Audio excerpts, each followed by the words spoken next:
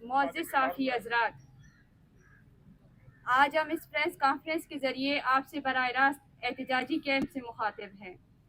یہاں اسلام آباد میں گزشتہ صرف 10 دنوں کے دوران ہمارے ساتھ جو رویہ رکھا گیا وہ بلوچ قوم پر گزشتہ 70 برسوں سے جاری جبر کی واضح عکاسی کرتی ہے۔ اگر کوئی صاحب ضمیر فرد ہمارے احتجاج میں شریک ہو کر اپنی آنکھوں سے ہماری حالت زار کا مشاہدہ کرے تو بخوبی سمجھ سکتا ہے کہ بلوچ قوم اس ریاست کے سائے تلے کس قدر وہ اذیت میں زندگی گزار رہی ہے۔ ہم ابتدا ہی سے واضح کر چکے ہیں کہ ہمارا احتجاج مکمل طور پر پرامن ہے اور ہم BYC کی رہنماؤں کی باحفاظت رہائی کے لیے آئینی اور پرامن جدوجہد کر رہے ہیں۔ اس تحریک میں بلوچستان بھر کے جبری لاپتہ افراد کے اہل خانہ بھی شریک ہے۔ اس کے باوجود اسلام آباد کی انتظامیہ مظالم اور تشدد کے ذریعے اس پرامن احتجاج کو دبانے کی کوشش کر رہی ہے۔ معزز صافی حضرات، 16 جولائی کو جب ہم نے اسلام آباد پریس کلب کے سامنے احتجاج کا آغاز کیا تو نہ ہمیں کیمپ لگانے کی اجازت دی گئی اور نہ ہی پریس کانفرنس کرنے کی اجازت دی گئی۔ ہم نے 3 دن دھوپ اور بارش میں بغیر کسی چھت یا سائے کے گزارے۔ ہمارے ساتھ ایسا سلوک روا رکھا گیا جو شاید دشمنوں کے ساتھ بھی نہ کیا جاتا۔ یہاں موجود کئی بزرگ مائیں اور معصوم بچے بے ہوش ہو گئے، مگر اسلام آباد انتظامیہ کے دل پر رحم نہ آیا۔ چوتھے دن پولیس نے پریس کلب کے تمام راستے بند کر دیے، لیکن ہم نے محاصرے کے باوجود اپنا احتجاج جاری رکھا۔ آج تحریک کا 11واں دن ہے اور ہمارا کیمپ بدستور پرامن طور پر قائم ہے۔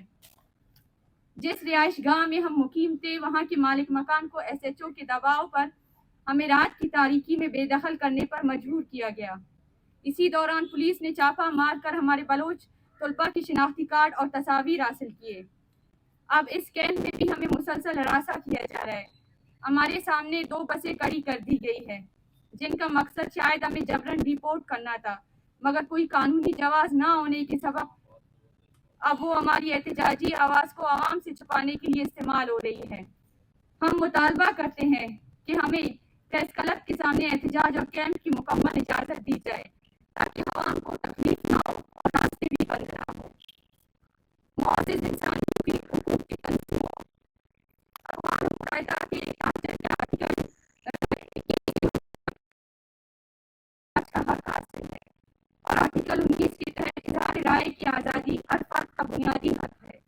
یہ پاکستان کے ریاستی ادارے بلوچستان کے قانونی حقوق کے مطابق خلاف ورزی کر رہے ہیں۔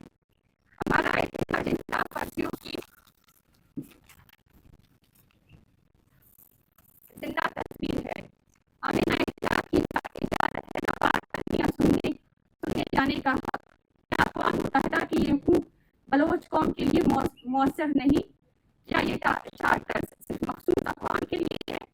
ہم اقوام متحدہ سے سوال کرتے ہیں، کیا ان آرٹیکلز کا اطلاق مظلوموں پر نہیں ہوتا؟ ہم سینکڑوں کلومیٹرز کا سفر طے کر کے انصاف کی امید پر یہاں آئے ہیں، لیکن ہمیں نہ سنا جا رہا ہے نہ احتجاج کا حق دیا جا رہا ہے۔ کیا یہ قوانین بلوچوں پر لاگو ہو سکتے ہیں یا نہیں؟ معزز صافی حضرات، پاکستان کے عسکری ادارے جبری گمشدگیوں کو محض ایک ڈرامہ قرار دیتے ہیں، جبکہ حقیقت یہ ہے کہ گزشتہ 11 دنوں کے دوران ہی بلوچستان میں 14 سے زائد افراد جبری طور پر لاپتہ کیے گئے ہیں۔ ریاستی حمایت یافتہ ڈیتھ اسکواڈز کے ہاتھوں 6 بے گناہ شہید ہوئے ہیں۔ نوکنڈی میں شاہدر مینگل FC کی گولیوں کا نشانہ بنا، جبکہ حمید بلوچ کو خفیہ ٹارچر سیل میں شہید کیا گیا۔ یہ صرف رپورٹ ہونے والے واقعات ہیں۔ میڈیا بلیک آؤٹ کی وجہ سے درجنوں واقعات سامنے نہیں آ پاتے۔ ہمارے پاس ان تمام مظالم کے ناقابل تردید شواہد موجود ہیں۔ ہم صحافیوں، انسانی حقوق کے کارکنوں اور مذاکرات کے خواہ افراد کو دعوت دیتے ہیں کہ آئیں ہمارے ساتھ بیٹھے اور مسئلے کا حل نکالیں، لیکن ہمیں علم ہے کہ وہ نہیں آئیں گے کیونکہ وہ انصاف پر نہیں بلکہ جبر اور طاقت پر یقین رکھتے ہیں۔ اسلام آباد کے عوام ظلم کے خلاف خاموشی ظالم کا ساتھ دینے کے مترادف ہے۔ 11 دنوں سے ہم یہاں ستم، ہراسانی اور جبر کا سامنا کر رہے ہیں۔ آپ کی اخلاقی اور انسانی ذمہ داری ہے کہ آپ سچ کے ساتھ کھڑے ہو۔ اگر آپ ہماری آواز کے ساتھ آواز ملائیں تو آپ ہمارے اس تحریک کا لازمی حصہ بن سکتے ہیں. ہم آپ کو دعوت دیتے ہیں کہ آئیں ہمارا ساتھ دیں اور سچ و انصاف کی اس جدوجہد میں شریک ہو. ہمارے 2 بنیادی مطالبات درج ذیل ہیں. Number 1، doctor morning Baloch, Shahji صفوت اللہ بلوچ، گلزادی بلوچ، بیبو بلوچ، بیبرگ بلوچ، عمران بلوچ، بشیر احمد زہری اور ماما غفار بلوچ کو فوری طور پر رہا کیا جائے.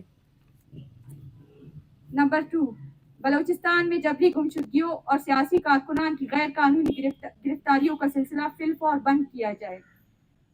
ہم 2 ٹوک الفاظ میں کہتے ہیں، جب تک ہماری یہ مطالبات پورے نہیں ہوتے ہم تمام تر ریاستی جبر کے باوجود اپنا احتجاجی کیمپ ختم نہیں کریں گے.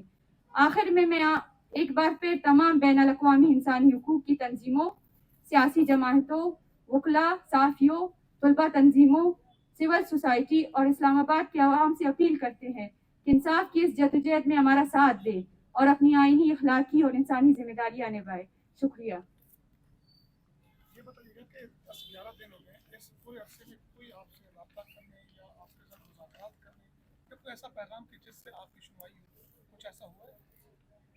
نہیں، پچھلے 11 دنوں سے ہم یہاں پہ بیٹھے ہوئے ہیں، کوئی بھی ہمارے پاس نہیں آیا ہے، نہ ہمیں کسی نے سننے کی ہمت کی ہے. سننے کے بجائے وہ 11 دنوں سے ہمیں مختلف طریقوں سے ہراساں کر رہے ہیں، یا اپنے لوگوں کو بیچتے ہیں، یا ہمیں گرمی اور شدید بارش میں ٹینٹ لگانے کی اجازت نہیں دیتے، یا تو بسیں لا کر کڑی کر دیتے ہیں، یا تو اپنی باری نفی کو لے کر آتے ہیں تاکہ ہم ڈر جائیں، ہمیں ڈرایا جائے، ہم یہاں سے اٹھ کر چلے جائیں. یہاں پر بیٹھنا آپ کی مجبوری ہے یا آپ سمجھتے ہیں کہ آپ کو پریس کلب اگر جگہ مل جائے تو وہاں بیٹھیں گے؟ کیونکہ یہاں پہ راستے کی بندش جو ہے، ایک تاثر یہ دیا جا رہا ہے کہ جیسے آپ کے احتجاج. دیکھیے، ہم نے راستہ بند نہیں کیا ہے. ہم پہلے 3 دن اسلام آباد پریس کلب کے سامنے بیٹھے ہوئے تھے، لیکن وہاں پہ خاردار تارے بچا کر ہمیں وہاں پہ جانے نہیں دیا گیا اور ہم مجبوراً یہاں پہ بیٹھ گئے اپنا احتجاج ریکارڈ کروانے کے لیے.